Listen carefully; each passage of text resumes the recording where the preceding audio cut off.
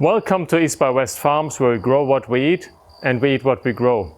Today I'm gonna make a stand for my beehive.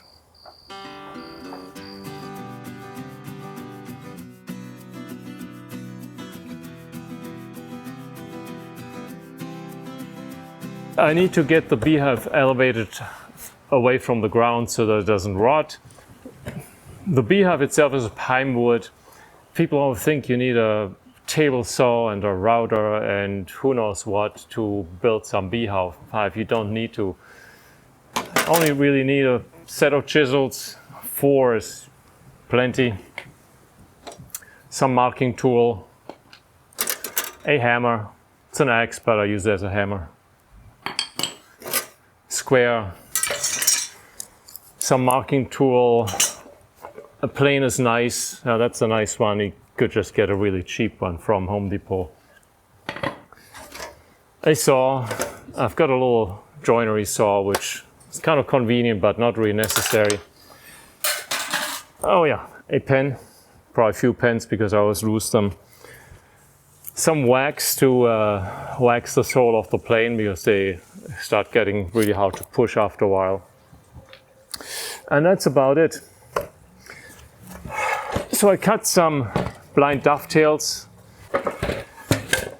and some mortise tenon joints into the wood. That is all pressure treated lumber that will be close to the ground.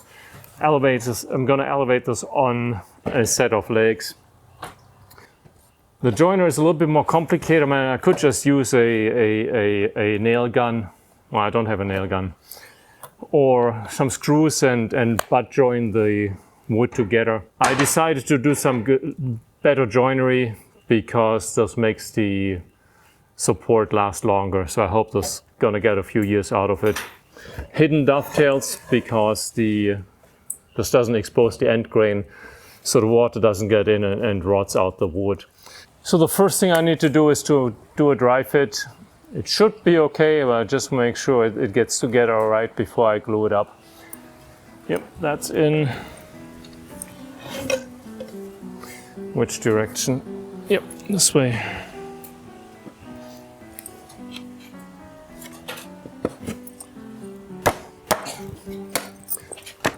Oh yeah.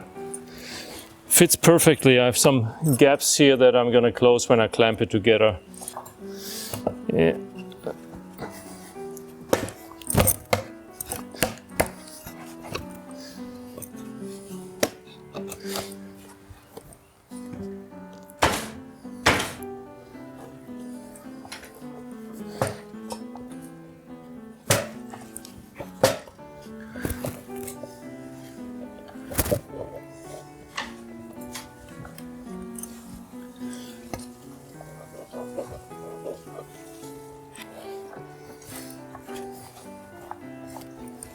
These larger glue-ups are always a bit of a pain in the neck because you don't want to have the glue dry on you while you're assembling it.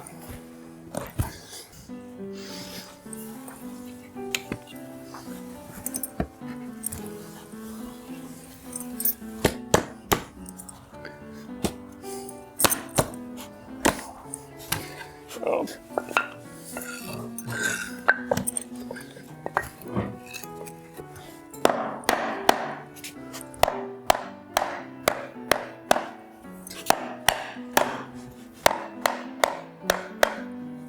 So we put some wedges in here.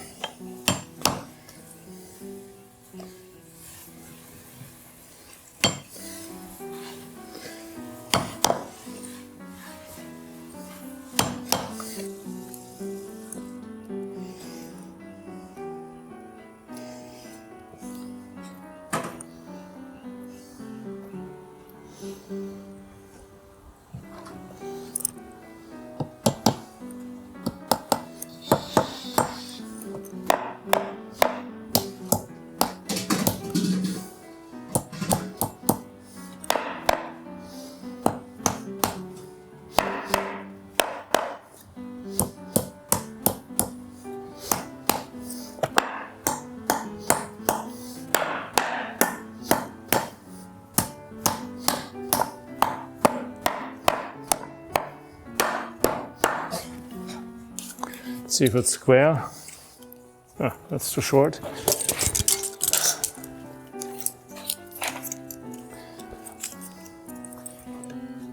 That's too short too. Oh well, it kind of broke off. So I have to do it this way.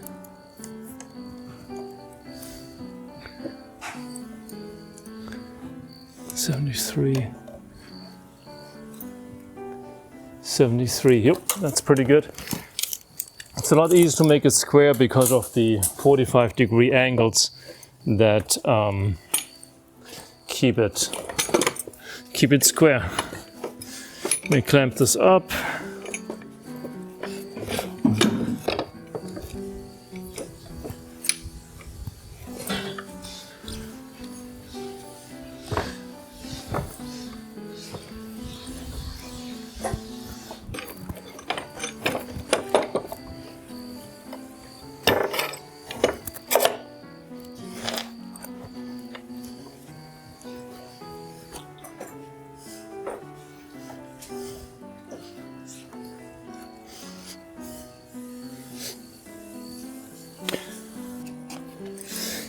Not quite furniture quality, but this will last for a few years. That went well. It's glued up, solid, real sturdy, so that's going to last a while. Now the next thing I need to do is elevate this off the ground. So they recommend to get 18 inches, 45 or so centimeters off the ground. I've got a bunch of old electricity poles that we have in the back of the property. They are creosote treated, so they're not going to rot. They keep the insects away. Don't like that too much, but for that purpose, I think it's really ideal. So I'm reusing that stuff that we have anyhow. I could just bolt the legs onto the side of the frame, and that should work all right for a while. The key to make this last is not to have the table rest on screws and nails. I cut a recess here, just like what I did here, and then it's going to sit like that, so the frame sits like that on the legs. The legs are going to be about that deep, dug into the ground, and that should last for a while. It's a bit of a pain to mark because the telephone pole is curved, so let me do the best I can with my marker and then refine it. And the rest is just to cut along the line with the saw.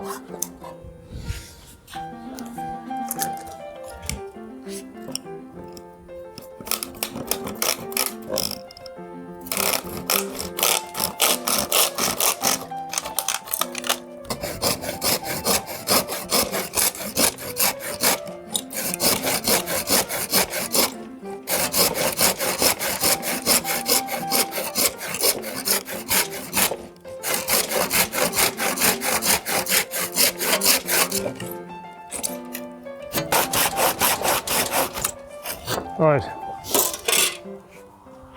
you just transfer this line, and that's pretty vertical.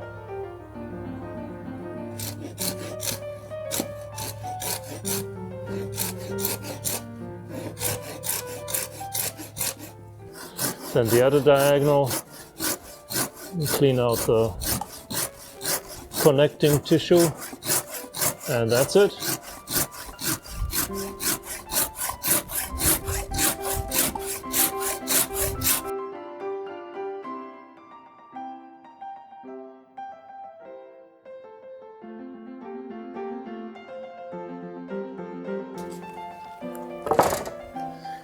That's not too bad.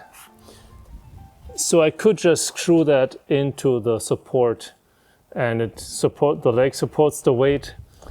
I'm a bit concerned about racking, but if I just put some screws in there. So a little bit change of plan. I'll make a little rabbet on this side so that it gives a bit more stability in the other direction. Okay. So that's the width I need. How deep, I have no idea, whatever's in the marking gauge. Okay, good enough.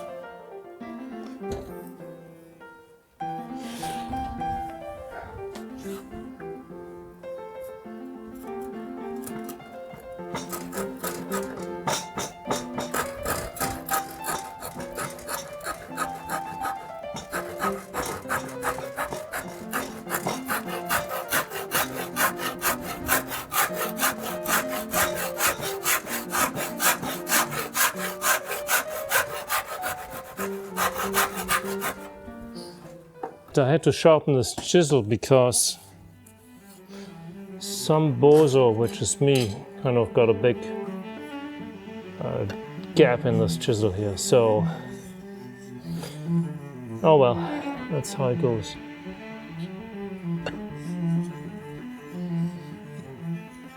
Now I'm almost done sharpening. So I had to go all the way down to 220 grit.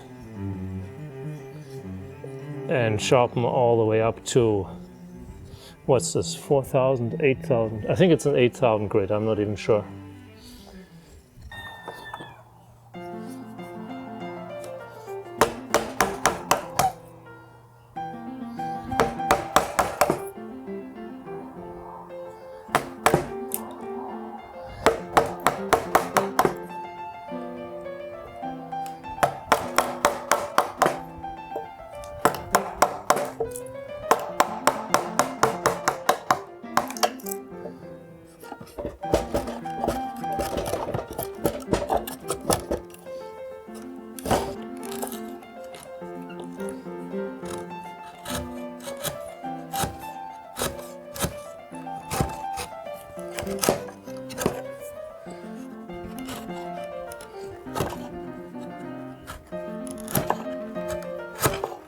I've got the rabbet for all the 4 legs. I'm going to take some glue to glue it in. I don't know how well the glue sticks to the creosote wood. Just to make sure, I put some screws in there to hold them in, just in case the glue lets loose.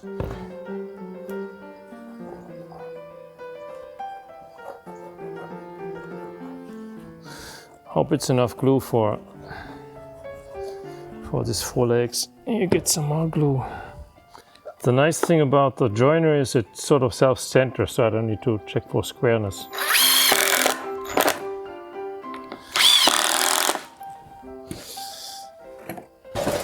Number 1. See some glue squeeze out, that's a good sign.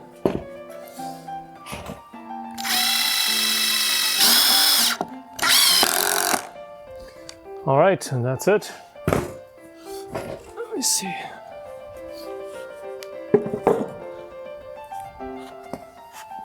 Yep, not too bad. The hive stand is glued up. I chose that spot right in front of this group of trees because it's a little bit sheltered from the, I'm stepping into ants. There's an ant pile. Damn it, that hurts. Fire ants. Yeah. Jeez. That's painful. That south-north is right behind me. Usually we have pretty strong winds, just like today. I actually had a tornado warning here. The tornado touched down just a few miles north of here. Wind is a real problem here. Mostly the wind is blowing from the north. So I've got some protection from the wind from the north through this tree. They say you should have about 18 inches. The hive should be about 18 inches elevated from the soil. So I need to dig 4 holes that are about 25 centimeters deep. I've got my spade, we call the sharpshooter in Texas. I've got my sharpshooter. I've got a digging, I don't know what you call this, digging pole. Got my level. I've got a hole digger. We had rain a few days ago, so the soil is relatively soft. So that goes here.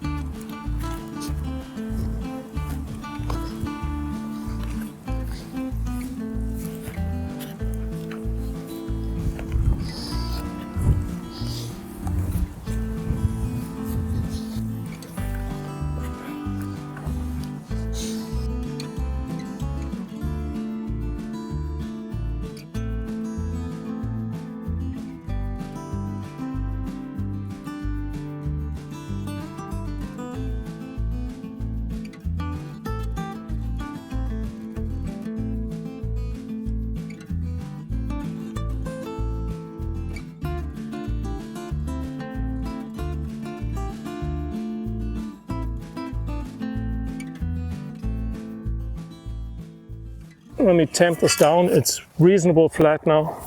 Let me just tape this down.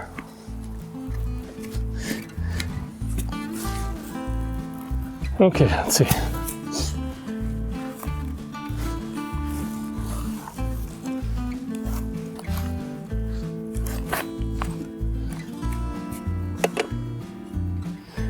Okay. Yeah.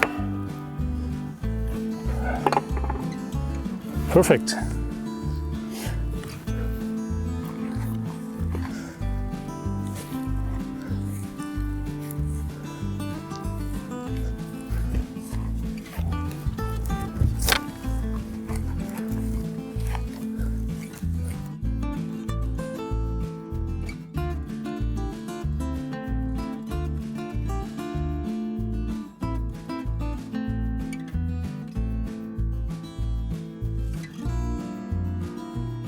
Here's the beehive.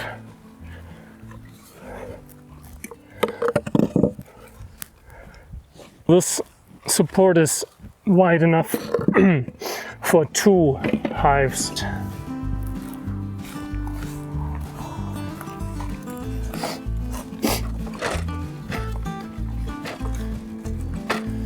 Then I have the box.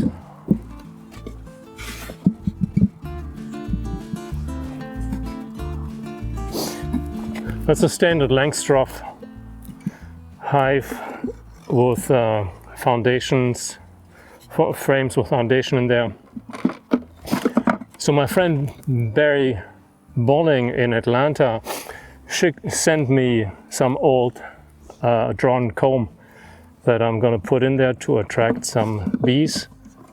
And I have some bee bait in here. Let me get the top.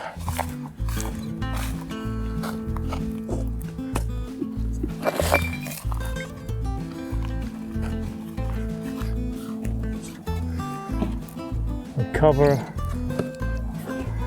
and then the top.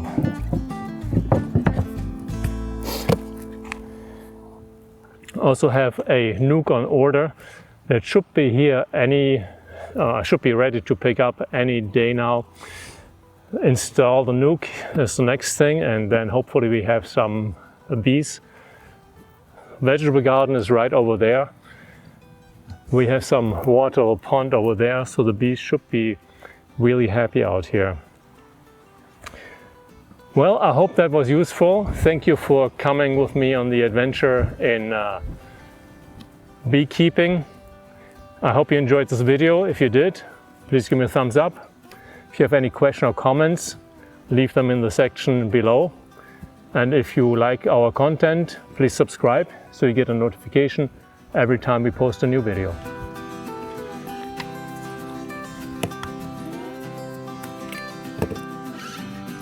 Perfect.